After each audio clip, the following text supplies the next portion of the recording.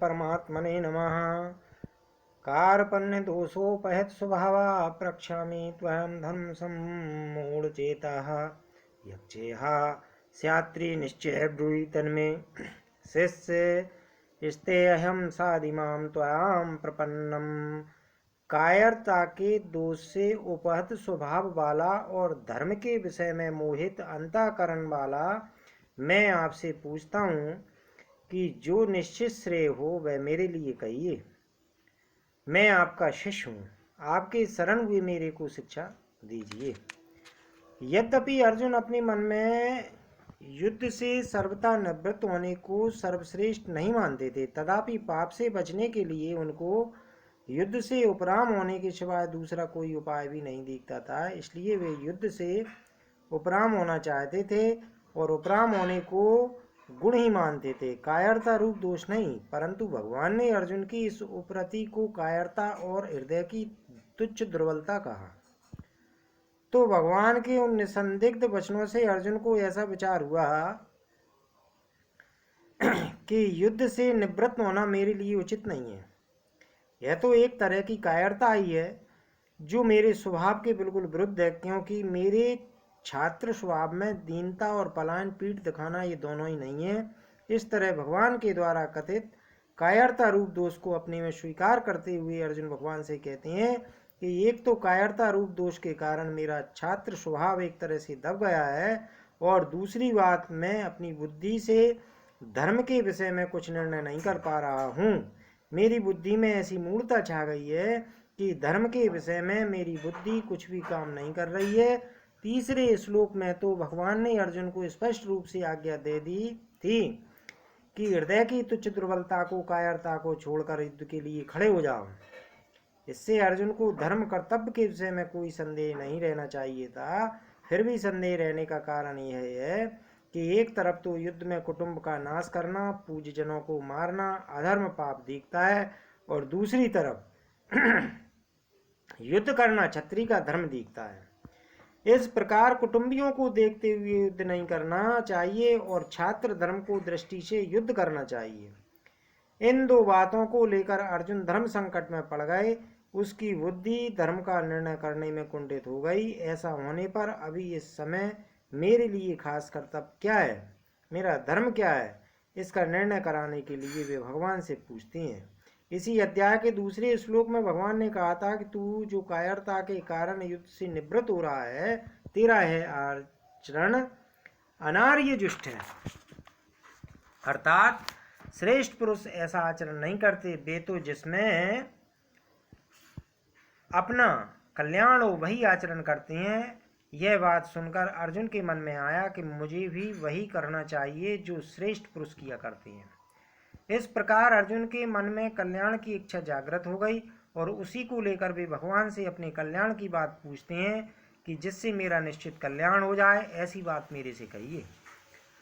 अर्जुन के हृदय में हलचल विषाद होने से और अब यहाँ अपने कल्याण की बात पूछने से यह सिद्ध होता है कि मनुष्य जिस स्थिति में है उसी स्थिति में वह संतोष करता रहता है, तो उसके भीतर अपने असली उद्देश्य की जागृति नहीं होती। वास्तविक उद्देश्य कल्याण की जागृति तभी होती है जब मनुष्य अपनी वर्तमान स्थिति से असंतुष्ट हो जाए, उस स्थिति में ना रह सके।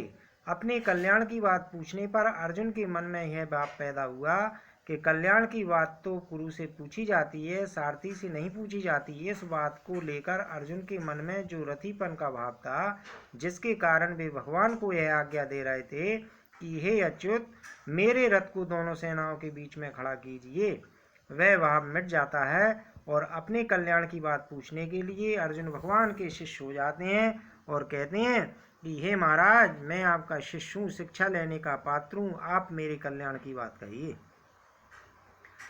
गुरु तो उपदेश दे देंगे, जिस मार्ग का ज्ञान नहीं है उसका ज्ञान करा देंगे, पूरा प्रकाश दे देंगे, पूरी बात बता देंगे, पर मार्ग पर तो स्वयं शिष्य को ही चलना पड़ेगा। अपना कल्याण तो शिष्य को ही करना पड़ेगा। मैं तो ऐसा नहीं चाहता कि भगवान उपदेश दें और मैं उसका अनुष्ठान करूं, क्योंकि उससे मेरा काम नहीं चलेगा। अतः अपने कल्याण की जिम्मेदारी में अपने पर क्यों रखूं, गुरु पर ही क्यों न छोड़ दूं। जैसे केवल माँ के दूध पर ही निर्भर रहने वाला बालक बीमार हो जाए तो उसकी बीमारी दूर करने के लिए उसकी माँ औषधि खाती है, बालक को नहीं खिलाते। इसी तरह मैं भी सर्वथा गुरु के ही शरण हो जाऊं, गुरुवर ही पर ही निर्भर हो जाऊं, तो मेरे कल्याण का पूरा दायित्व गुरु पर आ जाएगा। स्वयं गुरु को ही मेरा कल्याण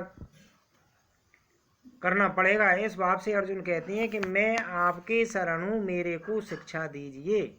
यहाँ अर्जुन त्वयाम प्रपन्नम पदों से भगवान के शरण होने की बात तो कहते हैं, पर वास्तव में सर्वथा शरण हुए नहीं है।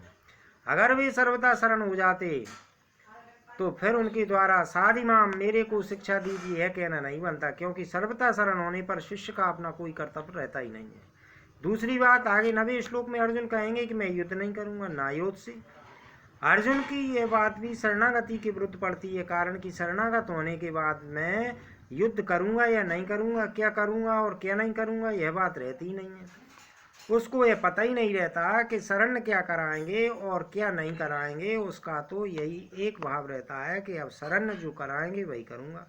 अर्जुन की इस कमी को दूर करने के लिए ही आगे चलकर भगवान को मामेपकम शरणम ब्रज, एक मेरी शरण में आ जा, ऐसा कहना पड़ा। फिर अर्जुन ने भी करिष्ये वचनम तव, आपकी आज्ञा का पालन करूंगा, ऐसा कहकर पूर्ण शरणागति को स्वीकार किया। इस श्लोक में अर्जुन ने 4 बातें कही। इनमें पहली बात में अर्जुन धर्म के विषय में पूछती हैं, दूसरी बात में अपने कल्याण के लिए प्रार्थना करती हैं, तीसरी बात में शिष्य बन जाती हैं और चौथी बात में शरणागत हो जाती हैं।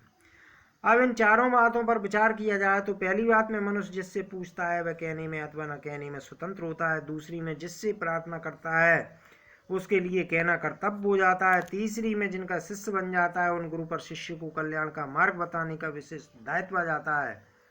और चौथी में जिसके शरणागत हो जाता है उस शरण को शरणागत का उद्धार करना ही पड़ता है, अर्थात जिसके उद्धार का उद्योग स्वयं शरण को करना पड़ता है।